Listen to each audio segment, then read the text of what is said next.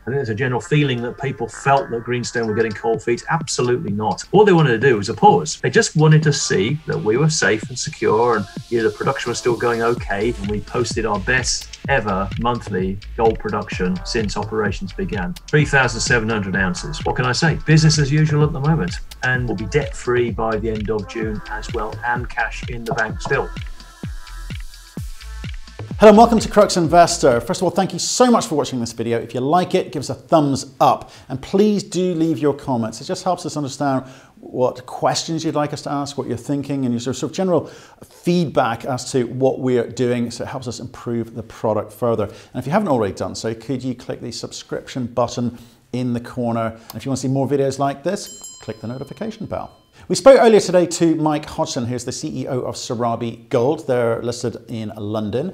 They have assets in Brazil, producing about 40,000 ounces last year, and with the recent acquisition of Coringa, it looks like they may be able to double their production. We talked to Mike about their audited 2019 performance, some pretty good and pretty impressive numbers in there. They seem quite pleased with themselves, and we talk about the announcement which came out today, which talks about Q1 performance. Now, they have been slightly affected by an unexpected failure of a ball mill, plus obviously COVID-19. But delighted to say, Mike tells us it's business as usual for now. We talked to Mike about a number of other topics about life going forward and what it could mean. We also look at the and discuss the conversation around Coringa's financing with Equinox, Greenstone and themselves. So take a look in the description below. If there's anything that you want to look at in particular, you just click on that timestamp and that takes you to that part of the video. Anyway, let's hear what Mike had to say. Hi Mike, how are you, sir? Very well, thank you. And yourself? Yeah, hold up at home, I guess, like you. How have you been whiling away your hours? Well, a lot of Skype and a lot of WhatsApping, and a lot of management through the Wi-Fi to Brazil, yes, and as well between the corporate guys here in the UK. But yeah, it's good Wi-Fi. That's what you need. It is. I think it's going to change the way we work and certainly change the way we interact with our people for sure. Look, Mike, a couple of things happened last week. Audited end of year came out, and I think today operational announcement as well. Can we start off with last year's audited results? I mean, it's quite a few nice numbers in there. You must be pleased. Very much so. I mean, we probably the biggest number, the most important number is cash, and we ended the year with over $14 million in the bank, which was great. It really probably meant that we were generating about $1.5 million a quarter, more or less. We started the year with about $8 million. We built our cash up to 8. You know, the plan behind that was to try to accumulate as much cash as possible to actually put towards the effort to start Coringa. That was the plan.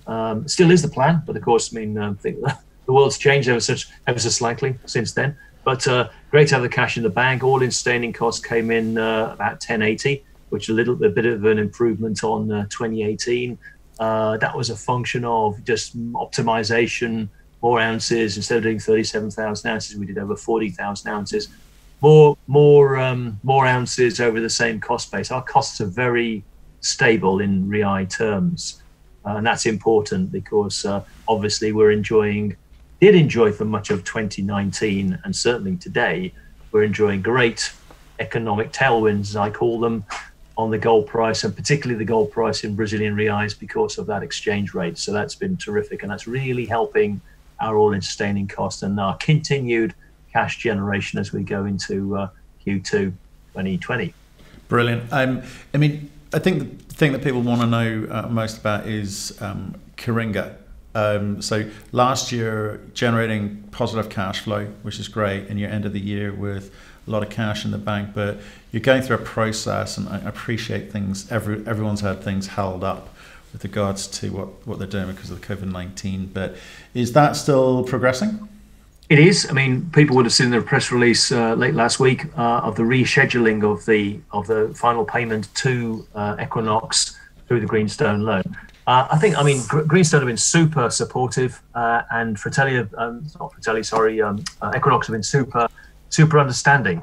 At the end of the day, I think it's fair to say that when Corona really started biting at the beginning of March, Greenstone wanted a pause, and we put out a press release. We were somewhat pressured into having to do it, but I think the press release was received. Perhaps the wording was a little bit harsh, and people possibly misinterpreted it, thinking, I think there's a general feeling that people felt that Greenstone were getting cold feet. Absolutely not. I mean, I'm in constant touch with them all the time. All they wanted to do was a pause.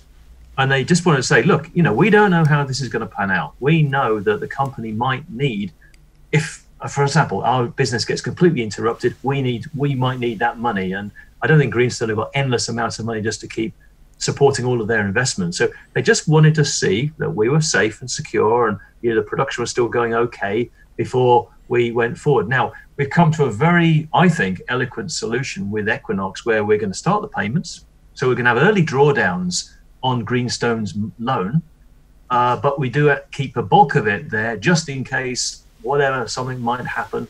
But at the end of the day, it will be, we're going to pay $500,000 payments, April, May, June, and then it'll go to 1 million payments, or as soon as international travel and the whole bans are lifted, whatever, we make the bullet payment to Equinox, and we get Coringa. So in a way, it's a very nice solution for us. Probably not quite so good for Equinox. They're not getting it all in one chunk, but they're getting something. They're getting it at least, and we're paying it down in a very manageable way. So delighted about that, and we'll continue to do that during Q2. And the great thing about it too is it gives us a little bit more breathing space to pay off Sprott, $1.2 million a month, April, May, June. So we'll be debt free by the end of June as well, and cash in the bank still. Fantastic. So that little triumvirate of related parties, they're all happy with this elegant solution that you've come up with. Yes, they are. I mean, obviously, Clive, my colleague, he's had to go around a lot. The lawyers sometimes took a little bit of time to get their heads around it all, but no, it's all been very much agreed, and Sprott are happy, Greenstone are happy, and Equinox are happy. That's good news. I mean, it's especially difficult in the current climate, etc. So that's nice to see. So we can expect you to be progressing with Coringa and developing Coringa as part of your new stable, your new portfolio.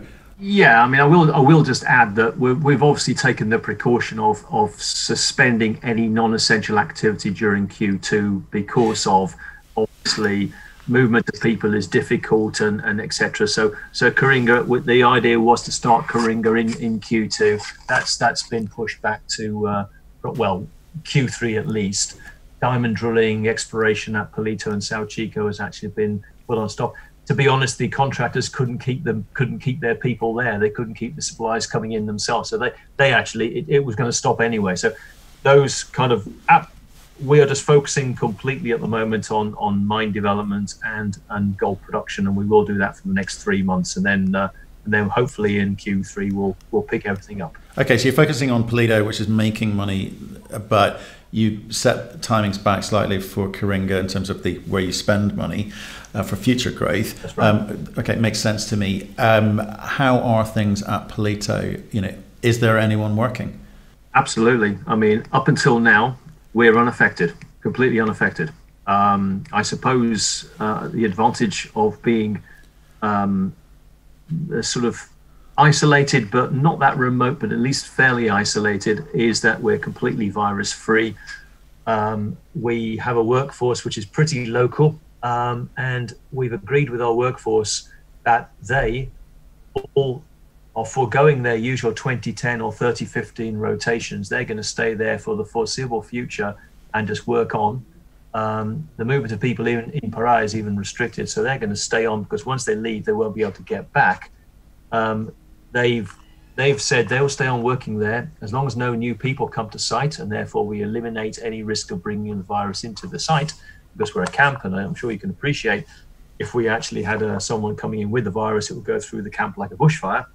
As long as we can keep the camp virus free, and therefore no new people coming in, they will stay there working. And March was terrific. In that press release we put out at the beginning of March, we did say that we had a problem in February with a ball mill, an unforeseen failure of one of our main ball mills.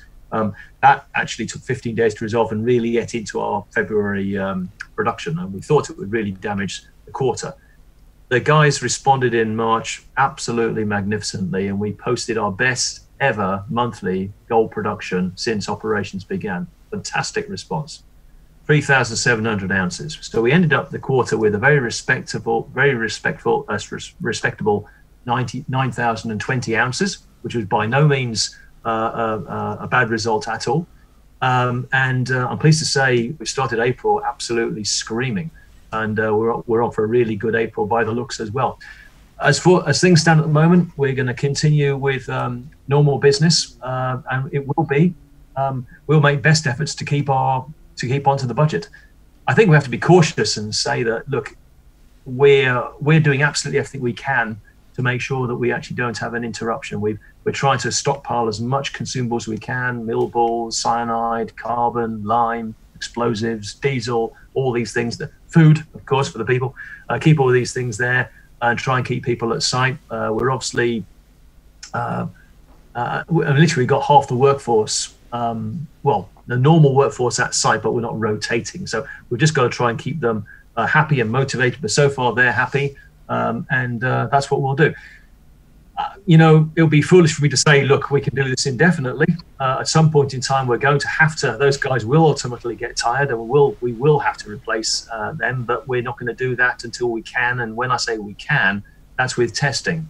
Now, we don't know where we are with tests. We're trying to get tests. But we all know in this country, tests are very hard to come by, and they're very much being allocated quite correctly for the health services rather than private companies.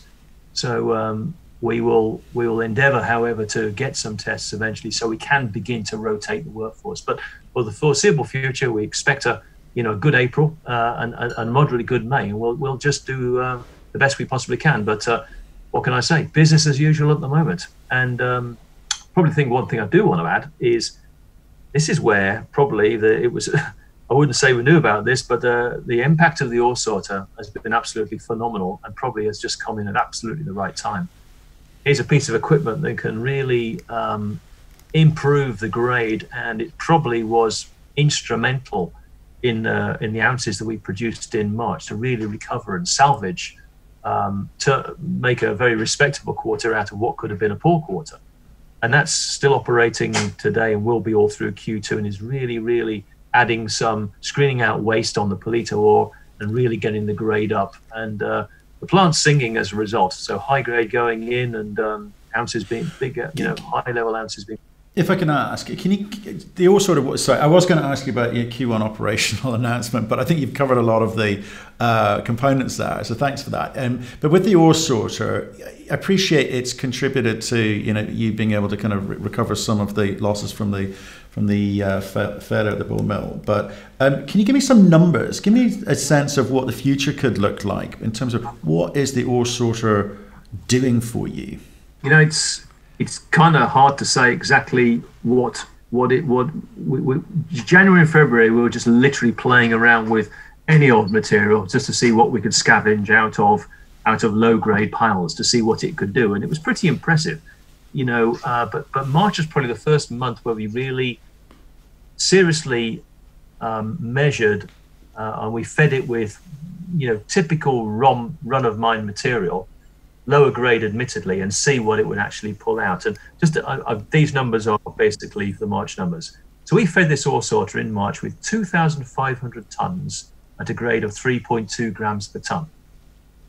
So that 2,500 tons was then separated into 300 tons of product at 21 grams per ton and 2,200 tons of reject of 0.8 of a gram. So it essentially scavenged all that high grade out of that 3-gram pile, pulled it all into that 300-ton high-grade pile, and the reject was 0.8.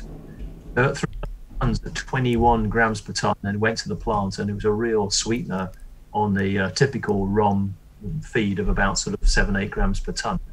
You can imagine that 2,500 tons would have normally been going through the plant, and instead we reduced it to 300. That's amazing. Liberated all that capacity.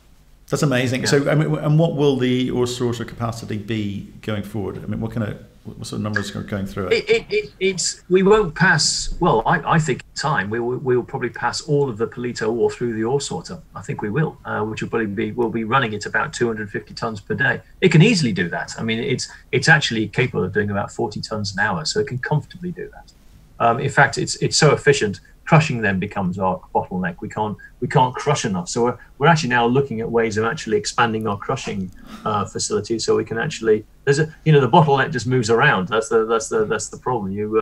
But it's certainly at the moment where all the Palito ore, or the vast majority of Palito ore, is going through the ore sorter and just getting this screening, and then the plant, the capacity that we liberate, we use South Chico ore for, because that doesn't work so well through the sorter, but it doesn't need to be sorted because it's sort of 9 gram long hole material, and that just goes straight in. So this is where the ounces are. We're generating more ounces through the process plant, but not by increasing the throughput, just by increasing the head grade.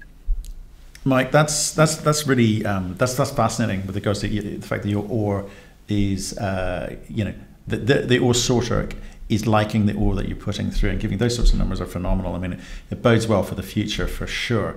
And great to hear it's business as usual for now. Numbers, and hopefully you can continue to hit those numbers. I know it's difficult times for you guys. I think the market is going to give you guys a sort of, miners a sort of pink ticket for a while, because it is exceptional times here, but it's nice to sort of see some companies be able to, with the cooperation of their staff, their team, to continue to work. So appreciate the update today. We loved the turnaround last year with the story. I think with Coringa coming on board, it'll be pretty exciting times this year if we can get back to some semblance of normality soon. Yeah, well, we're certainly definitely looking forward to that day. We all are. Well, look, I'm going to let you get back to the sunshine down on the south coast, and your WhatsApp and your Zooming, and do pick up the phone and let us know if anything does change, because yours is one of our favourite stories, certainly here in the UK. So we wish you well, and we'll speak to you soon. Appreciate it, Matthew. Thank you very much.